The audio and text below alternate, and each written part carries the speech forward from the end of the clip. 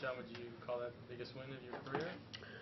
It's certainly one of them. I've never made a Grand Slam quarterfinal before, so it's definitely up there. It feels good to get that one, done with and over with. So, how do you feel like you're playing? I mean, you're on a bit of a run here. Yeah, no, I'm playing well. I feel like I played fairly well today. I was happy. I won a match, and I think my serve was broken 5 or 6 times, or 6 times or something. So, that's pretty encouraging. John, the other day, Marty Fish said he thinks you could take the tournament. Any thoughts on? No, it's very nice of him, but I still got 3 more to go, and there's so many good players left in this event, and that would be nice. I do think I'm capable of it. Obviously, I shouldn't take the court tomorrow if I don't. So it's nice to be this far because you are getting closer to that ultimate goal. You end point fairly quickly compared to some of the other players. Do you feel like that gives you any sort of advantage playing when you're in a situation where you have to play 4 matches, where if you were to make it to the final, you play 4 in a row?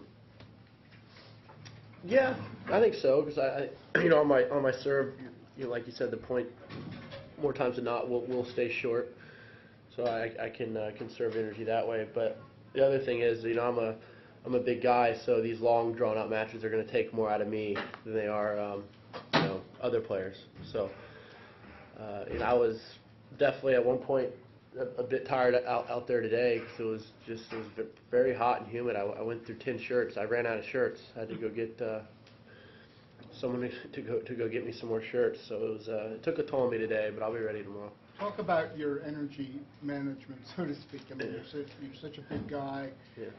Often you seem kind of tired, sort of wasted out there, yet you've managed to come through. Yeah. Do you sort of pick your spots? Do you let a point here and there or a game here and there go? Talk about that.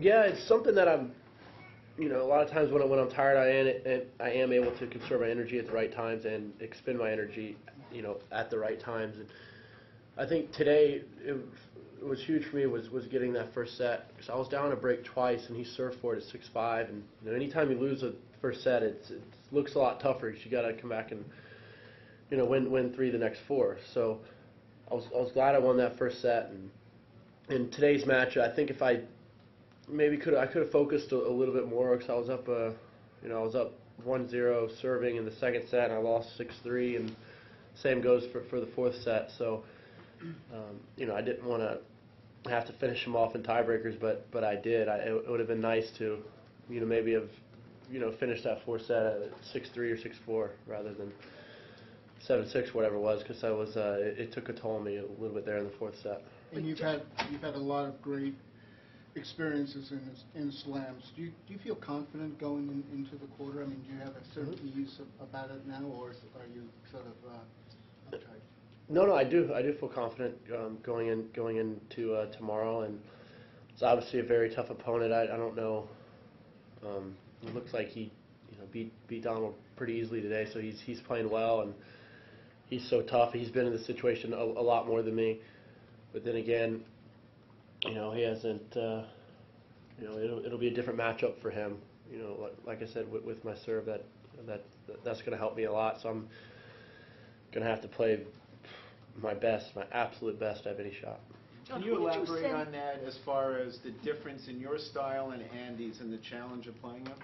Yeah, I've played Andy. I played him in the Australian Open in 2010, and he beat me pretty easily because he, a lot of times, he did against me. That time he would kind of take the air out of the ball and kind of hit a lot of short angles and got me moving, and he kind of just was going body blow after body blow against me out there, because he was just not really hitting the ball that hard, but and definitely moving me around. So I'm going to have to change a couple things up, and he's one of the best returners in the game, so I'm going to have to serve my best, and when I do get my chances on the return, I'll have to take them. You win a lot of tiebreakers, and other guys with big serves don't win a lot of tiebreakers. Is there something else other than your serve that you feel like gives you an advantage when?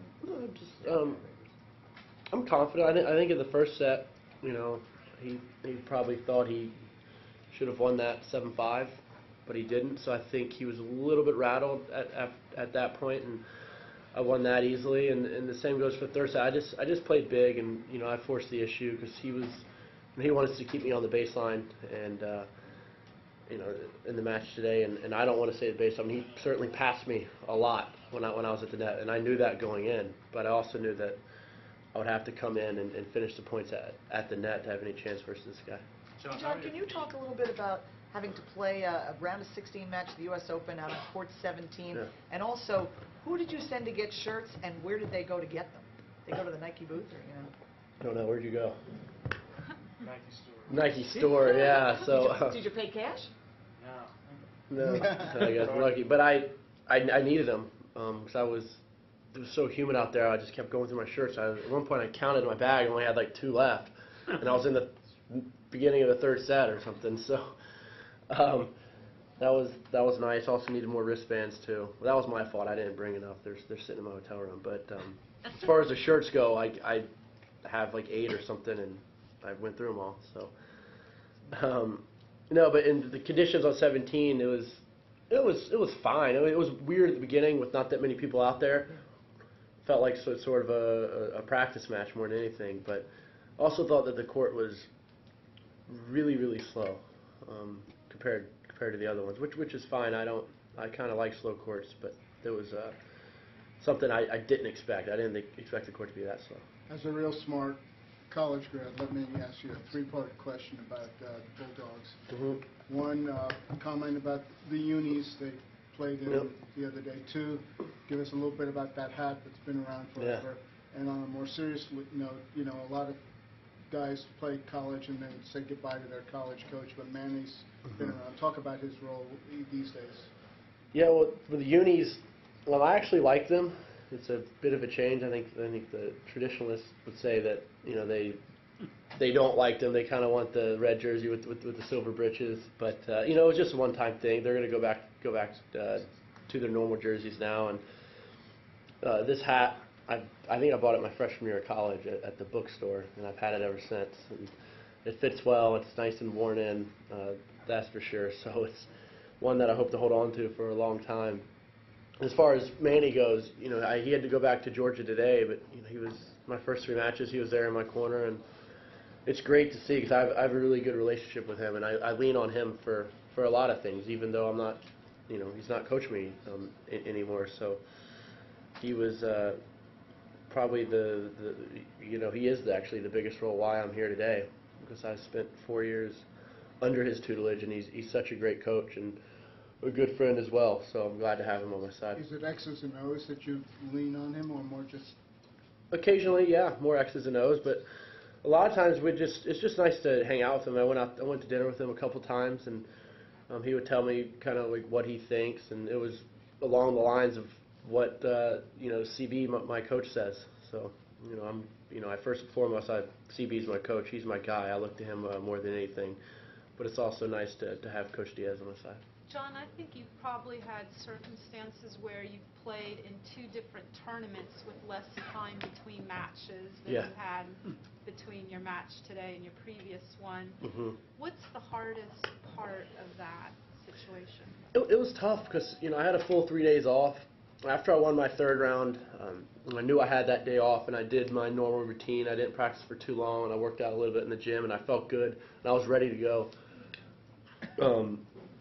Wherever it was 2 days ago we were scheduled, I was ready to go, and then all of a sudden the rain comes, and literally you just sit in the locker room all day.